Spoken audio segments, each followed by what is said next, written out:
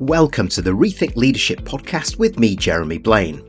I interview leaders, experts and business professionals from around the world who are bringing leadership principles and know-how into the digitally driven 21st century workplace, with focus firmly on the how-to rather than the what.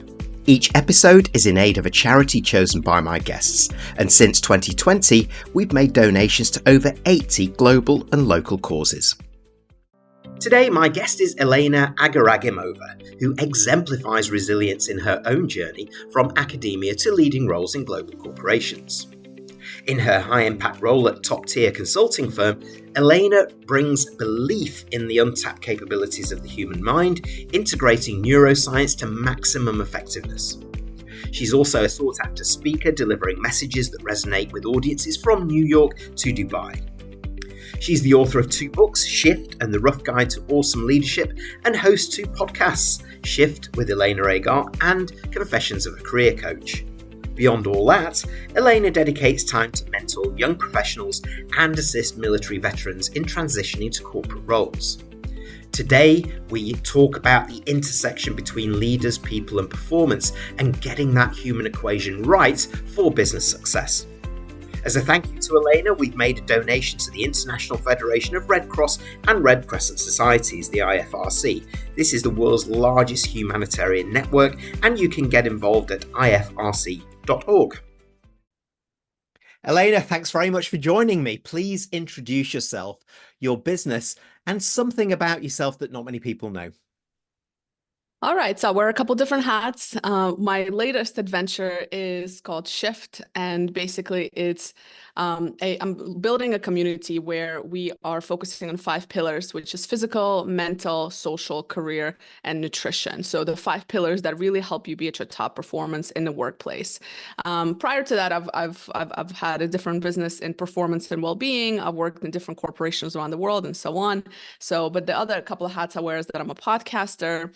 I'm also a personal trainer, so I'm super into fitness and sports, and I incorporate all of that in the work that I do with managers and organizations today. And the thing that not many people know about me is I'm actually very shy. And because I have such an outward personality and I have a podcast, people think I'm an extrovert, but actually I'm very introverted and I spend very little time with people outside of my work. I see. So you spend very little time with them, but I mean, it's funny really because I've known you through your podcast, through this as well, and I would never have guessed that, to be perfectly honest. I guess you got to put yourself out there when you need to. You just got to do it. What I really like is this sort of intersection between where we are in life, business, and ourselves as humans, and you do a lot of work in this and we'll get to that. You talk about interconnectedness, you talk about the how well-being plays to performance and all this. And for me, within my business, I know that a lot of this is also very relevant to the top of our organizations. So I'd like to ask you, first of all, what is the data telling us about the quality and perception of our senior leaders globally? And what's the real issue here from the work you've been doing around it? Yeah, no, that's a great question. And, we need hours for this, but I'm going to try to break it down and as kind of effective as I can in the next few minutes. But essentially, we know globally, right, the biggest challenges we have as organizations is a couple of things. There's a number of factors, but if we're talking about leadership, is having the right leaders, right? Like having leaders that are effective in managing the teams and leading the teams, right? And then also having teams that are productive, effective, work well together, high performers, and so on. And especially in the world of work where we are primarily remote, that has become a challenge as well. So if we're talking about leadership, that's kind of what we're looking at. I want to give a little bit of context before I look at what is the kind of the root issue that we are, I think, not addressing. So globally, the L&D market, learning and development market, which I think a lot of people don't know, is a huge investment for a lot of companies. In 2023, according to McKinsey, the global L&D market, and this is only including soft skills training, compliance training, hard skills training, and there's kind of leadership piece in there as well. But it does not include any well-being stuff. It does not include any other benefits. It does not include any other coaching or mentoring that's included. That we spend money on. So that's a huge number. This is 2023, 345 billion with a B. By 2028, this number is going to go up to $480 billion market. So a lot of money is going out, Jeremy. We're spending a lot of money, but the challenges in the workplace are still getting worse. So Gallup, of course, releases a beautiful report about the engagement of individuals and teams and organizations. And usually about 20 to 25% global workers are actually engaged, which means you have 75% of people that are just not at their top performers. A lot of them don't even care to be there. They're just kind of there. Then we have, of course, the challenges of presentism and absentism. Presentism is when people show up, although they might not be at their best, but they're kind of there, halfway there. Are they really being productive? Not really, right? That's costing billions of dollars. If I have the numbers here, I think that presentism is 150 billion per year in the US. So that's roughly $2,000 per employee per year. And then the last one I mentioned is the absentism, which is healthcare costs, people that are absent due to sick leave, disabilities, short-term, long-term, so on. So a lot of burnout stuff in there as well. So that's costing 200 billion plus a year as well. So a lot of big issues. And on top of that, you're like, well, if we're talking about managers and leaders, you would think, well, maybe all this money we're spending, because it's not going to the right problems, because the things I've discussed are getting worse. So where is all this money going? And you're thinking maybe it's going towards management training, and it's not actually. Only 2%, actually only 11% of budgets go to coaching, and 18% go to mentoring. So of budgets, and so that's an issue to me, right? And this is a report by Josh Burson he recently released, and so a lot of these different issues, a lot of money on the table being left, a lot of money being wasted. So why do we keep doing it? And the problems are getting worse. So to get to your point, what I think is happening is we're solving the wrong problem. And that's because we are in this group think where we just keep doing things the same way over and over again. We keep spending money on expensive LMS systems, expensive programs that don't work, benefits that like educational benefits that people don't even use. And one final thought, and I'll pause, is, just looking at why are you spending all this money? Where are you spending, and where can it be mostly used? And we can talk more about the solutions for that as well. Yeah, just playing back a couple of things. I mean, you started with the fact we have to have the right leaders in place. And that's often where the problem lies, because if the leaders aren't learning and aren't informed about what's coming or what is needed for their wider workforce, then we go exactly where you are. This or I would call it this group herd mentality into sheep dip training that we do. We roll out these kind of often used programs, and even in kind of learning and development industry in terms of suppliers, I just don't see the industry doing enough to challenge these organizations back and saying in terms of what you need. And the numbers speak for themselves. I mean, the fact that 75% aren't engaged, and you are so right. We're not getting to, well, we're probably treating symptoms, not getting to the right problem. Is kind of, well, what's the root cause here, and what do we need to do? And what do we do to realign the money to go towards that as well? And it has to be connected. And that's something actually you talk about. You talk about the interconnectedness of things to start changing the game a little bit. So could you explain that a little bit further, and why it's such a powerful multiplier for people and performance? Yeah, absolutely. So just a quick point on the management piece, right? Like, we are not investing money in, there was another study that was done, and they asked managers that are people managers, like, what would you need as support to be an effective manager? And a big part of it was learning how to be a people manager, and moving away from being an individual contributor. Because what often happens, Jeremy, is that we put people into people management roles because they've been done great, but then there's no support to help them learn how to delegate, to help them learn how to, they can be the brightest person in their job, but people management is a whole different game. And we don't spend efforts onto that.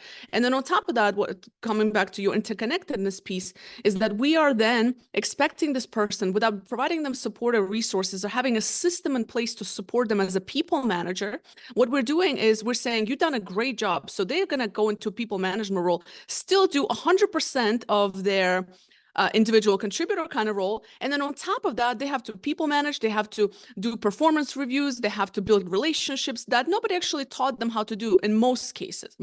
Some companies, many do not. And so what's happening is now you have a person who's operating at 130%, 140%, and that is why a lot of managers are getting burnt out. It's a group that feels least supported in an organization today. And that is goes back to the interconnectedness piece, is that we have to remember that they are just human beings. And we have to remember that we do not get the most out of people when they're at 130, 140. It sounds like it, like, oh, well, they're giving 130. No, it's counterproductive, because what we're doing is we're putting them in meetings 6 to 7 hours a day. And then after that, we say, by the way, don't forget to build relationships, be a great team leader to your team, and make sure your team is delivering what they need to deliver, and so on. And so there's no piece about what are you doing as an organization to support that leader.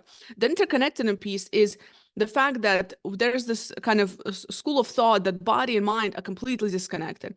Like there's two separate, like you feed your mind and then you feed your body, and you know, and as long as you work on your mindset, you'll be fine. But it's not true. We have to work on both things, right? When it comes to being at your top performance, mind and body connection goes hand in hand.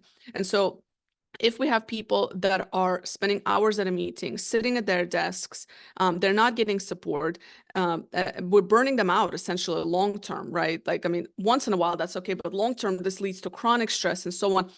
That's going to lead to lack of productivity, lack of creativity. And at the same time, this manager is also not a great example to their team members. So we cannot, it doesn't make sense. We just cannot expect we cannot expect this leader, this manager to be a great people manager where we're driving them down this burnout path, because we're not considering the interconnectedness between being at your peak mindset, but also peak physical health. And I can spend more time about that, but I'll pause here. Yeah, and it's the physical and the mental health, because it's all about the mindset, as you said there. In fact, a survey that I did last year, it talked about 41% of capable management are feeding back saying, if things don't change by the end of 2025, we're out of here because we're working too hard. You use the kind of the above 100% terminologies there, and I know what you mean. We're burning the candle at both ends. Instead of 8 hours, we're doing 12 hours a day. And it's no good for anybody, because actually what I'm doing in leadership and management terms, I'm being an admin person, and I'm being asked to solve problems, to do the job because my team can't do them as well. I can't even coach them, like I'm not being coached. And so the cycle continues. So we're not building the capability to even unleash the power within our people, because we're not unleashing the power of our leaders and managers, particularly there. And that's where it all starts. We have to have those capable people at leadership and management level focused on the right things. So yeah, I know you work with a lot of organizations and leaders and managers around this. So from your experience, how do the best organizations actually practice what you're preaching to get that balance? And can you give us some examples and benefits? Absolutely. So, a couple of things to note here, because maybe people are thinking, well, do I need to take care of my employees' physical well-being and so on? And here, what I really want to focus on is the fact that you can have a high performer who is, doing a lot of great work. This person is physically fit and so on, but there's only so many hours a day. So if you don't have a system and a process in place to help them be at their best in your workplace, that is where the challenge comes in. Because what's going to happen to a high performer like that, they're going to end up leaving. Because if they're a high performer, they need that support, right? So they don't necessarily need that push. They didn't just need to have that support and that resources. But if they keep burning, at both ends, they're going to just end up leaving or burning out. So one of two things are going to happen. So you're going to lose that top performer. And I always say, even if you have the best of the best, if your system is failing them, so that's the number one thing, right? Is looking at your systems. And that's what a lot of companies that do this well, they look at that. They look at systems and processes in place to actually help managers be better managers. So one thing that people can do is, in a world of billable hours, right? Looking at, how much is this person 100% billable, or can you make them 80% billable, and then make sure that they're giving that 20% towards people management activities, right? Are you providing, when the person gets promoted, this is something else that a lot of companies, the good ones do, is when the person gets promoted, do they have the mentorship, coaching, and resources available to them to understand what it means to go from an individual contributor to a people manager? And that's not a 1-week leadership course, just to be clear, because that's what happens a lot of. That's not a 1-week leadership cut. That is a long-term program, or perhaps an internal, some kind of learning, whatever suits one's budgets and resources. But what needs to be done is we need to remember that management is a continuous learning experience. The best way we learn is from mentors and coaches. So having leadership on top of that manager, showing them the ropes and being that manager to that person. So that manager knows, oh, that's how you're a great manager. That's how I've learned. I've had some really great people managers and bosses in my life that have taught me what it looks like when management's done right? And so it needs to be long-term. It needs to be continuous kind of learning. So that's one thing, right? So number one is make sure the system is in place that's working, right? Make sure that the way your business is structured allows space for that learning. Make sure there's a continuous kind of coaching and mentoring internally that happens. And then a couple of other things is also just looking at auditing, where does your money go? Because all these billions of dollars are going somewhere. And so, and I really think a lot of times, because I've spent a lot of time thinking, I was like, why do we spend all this money? And part of it is that group thing, because we keep doing the same thing over and over again. Another part of it is people are just afraid of change. And Jeremy, that's the biggest blocker for a lot of organizations. They don't want to change. Or you have an L&D person or HR, whoever's leading those initiatives that don't have the right capabilities to actually sell that to the senior leadership. So the leadership is not bought in, right? So if you're an L&D leader listening to this, I would say, look at how can you present some of these metrics to senior management, because they care about bottom line at the end of the day. Like everybody, the leadership's job is to cut cost, increase revenue, minimize risk, like these three. That's what they care about. If you show how L&D can do that, that's brilliant. And there's a lot of ways that L&D can do that, right? Because I can spend another hour just talking about retention and employee engagement numbers and how that impacts the bottom line. And if you're in a leadership position, auditing, again, looking at the talent ahead, and is your organization prepared? Because that's another thing, right? In order for you to grow, you need to have great managers. You need to have the right resources for them. Otherwise, your teams won't perform. You won't keep up with the times of change that are coming our way. So that's something else to consider. So, and that's what a lot of great companies, that's what they do, is actually invest in that manager, invest in the right places, and maybe, honestly, I mean, get rid of some of the things you're doing that are costing you billions of dollars, and instead build in that coaching and mentoring, ongoing, consistent kind of learning engagements for managers. So are there companies or individuals that do this particularly well, and what are the actual benefits that come from it? Yeah, sure. So I'll give you a couple of examples. There's a couple of companies. So something we've done actually with my company at the moment is we have basically, we audited our budget and we said, maybe we shouldn't be spending money on all these high-tech stuff right now, because that's not what we need. We need right now. So we actually did invest in ongoing. We have a rising managers program, and then we have a leadership program. So rising managers program is preparing the future leaders to get into that mindset and helping them understand the impact of their own well-being. Then we also have the one-to-one coaching that we've incorporated. We also have this thing where we check ourselves about meetings. So we try to do better meetings meetings, because a lot of time is wasted on meetings. So that's another thing we've done, because that takes up a lot of managers' time, is like meetings. So we ask ourselves, why are we having this meeting? Is there a clear agenda? Is there a clear walk away action item that we need to walk away with? So that's one thing. Another thing is Palo Alto, for example, Palo Alto Networks. So they spend quite a bit on their health benefits. So that's a big focus for them. So employees there can receive $1,000 annually, for example, for health support. And that is not just like a gym reimbursement, and it's not your regular health benefits. It's actually like whatever you want to invest in yourself. And I think that's important, because people a lot of times don't even go that route because the benefits are not there.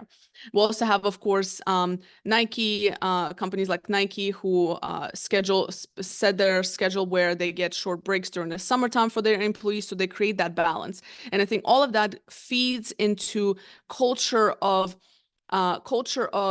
we want you to be productive, not just busy for the sake of being busy. Because if you as a company, you're like, oh, no, we can't do that, you're probably doing it wrong. Like, frankly speaking, if you're, you need your people to be working 60 hours a day, and that's just the way it is, you're probably doing it wrong. So if large organizations, like Nike, like Intuit, for example, like Salesforce, like a lot of them have really great, generous benefits around well-being, around health, around talent development, investing in their managers, investing in external coaches to bring in. So all of these companies invest into that. They don't brag about their LMS systems. They brag about these things because they understand that that's what actually matters. That's what drives the needle forward.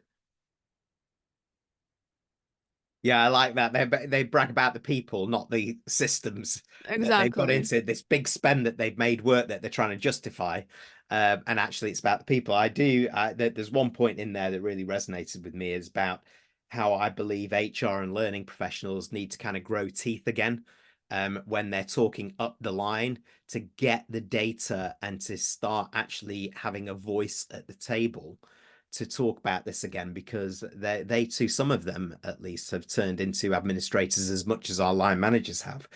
There's quite a lot Yes. there, and just to sort of replay it back as a summary, getting a system in place is a strong platform, first of all, having that long-term mindset of continuous learning, but learning that is meaningful and that actually impacts, which means that you have to first audit your development spend and return to start with. And then target the spend more meaningfully again, so that you're developing your leaders, your managers, the teams to drive that performance. And I like that, because that moves us all towards more being supportive of performance rather than being auditors or administrators of what we're doing. So you're really kind of using what you talked about before, using the power of management to get behind that. And reducing being busy doing nothing, or things that actually don't grow our people and grow our business. So lots to unpack there. And the obvious question for me then, Elena, on this one is, for those organizations, those choosing in thinking, oh, well, I've heard it all before, I'm just going to do what I'm doing. What's the cost of doing nothing or very little in these terms? Well, depending on your industry, but frankly speaking, I think number one, if you just look at where you've been spending, you're probably wasting a lot of money already, right? So that's the cost of doing nothing, because you're not doing anything about changing these things. But also the fact that frankly speaking, you might actually be out of business. You might lose your top performers. You might lose your top talent. And we all know how much it is, how much does retention cost, like in terms of when you lose people. We know how hard it is to hire great talent. So you're going to be out of great talent, because there are a lot of companies that are looking to do this right. And, and depending on your industry and your competition, they might go to your competition, or they might go into freelance, into their own businesses. Because if they're doing great work and they're not growing in your company and they don't have the support, that high performer, a group of them might get together and build their own business and become your competition. And that's what happens a lot of times. And that's just the reality. And so I think the cost of inaction is, your business, essentially, especially with as fast as things are moving. If you don't have people that are their top performers, and people that are just doing, able to do their jobs right today, 2, 3, 5 years from now, with AI, with technology, that there's going to be a lot of change coming, and they might not be ready for it. Yeah, you're absolutely right. And I think something that leaders and managers underestimate is that the people power, they have more power these days to have a choice and demand Mhm. what they need from their leaders and managers, and the meaningful work that they want to have, the fulfilling work that they want to have, and more comfortable in saying, you know what, it ain't here. I'll go and work on my own, or I'll go and work for another company that does do it. So you're right. I mean, it's a whole vicious cycle there, because then that impacts your customers, impacts your business, and suddenly we're back to short-termism because we can't now focus on the long term, and it just kind of gets worse and worse and worse. So for those tuning in, Elena, what would be a good summary from you? 4 or 5 really good tips to help those who have resonated with the messaging throughout this episode to make rapid progress in engagement, productivity, well-being, and in performance terms. Absolutely. So number one, as a leader, audit your own habits, audit your own mindset, audit, are you leading by example, right? Like, what are you doing to make sure that you're staying on top of whatever new learning you need to do, your own internal coaching, mentoring that you might need as well as a leader. Be open to realize that we don't know what we don't know. So audit your own habits, right? A great question to ask, and this was a question from one of my podcast guests in the past, and it was, when was the last time you did something for the first time? And I think that is required of everybody in today's day and age. The second one is, are your team members and your managers in the right roles? So what I mean by that is that a lot of managers don't even want to manage. So are you putting the right managers in the right positions? And do they know what's expected for them? So the question I would ask I would ask leaders to ask their employees is, ask them, do they know what is expected for them in real detail? Because most people don't. That's where the disconnect comes. People don't know what's expected of them. Audit where your money goes and why, right? Why are you doing this or that? Why are you investing money in certain places? And be really real with yourself and be ready to have a difficult discussion and admit that maybe you've just wasted, hundreds of thousands of dollars or some that's not working, and be okay with admitting that and stopping that spending right then and there. So, and just be ready to face change. So these are the 4 I would kind of say is: audit your own habits, make sure your team member in the right places, and do they know what's expected for them in those places? Audit where the money goes and why are you doing a particular thing in your organization?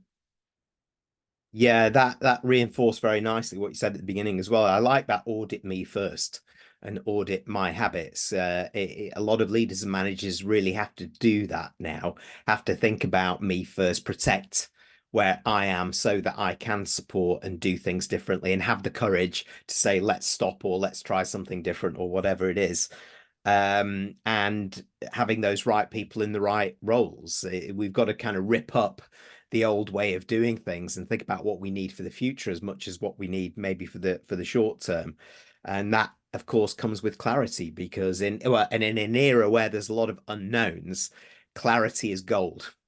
Gold for your people, gold for your leaders, and possibly gold for your customers if you can make that work, because that's when you can start to audit return on investment and return on experience internally and externally.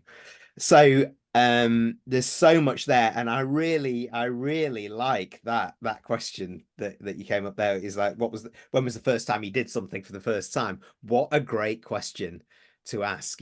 Are we just kind of plugging the same habits and mold, or are we willing to rip it all up and do it? And what a great place to end our conversation, Elena. And I'm sure those tuning in will want to find out more, connect with you. So how do they do that? LinkedIn is the best place. Just look me up on LinkedIn. I'm the only Elena Agaragimova. Great. Well, that was short and sweet and nice. So I'll make sure that that's on the show notes and on the screens for people to do so. Elena, lots to unpack within that discussion and lots of food for thought. Thanks very much for joining me. Thank you. Thanks for tuning in to the Rethink Leadership podcast with me, Jeremy Blain. Please like, comment, and support us on your favourite platform, and subscribe to our YouTube channel, where you can watch as well as listen to each episode.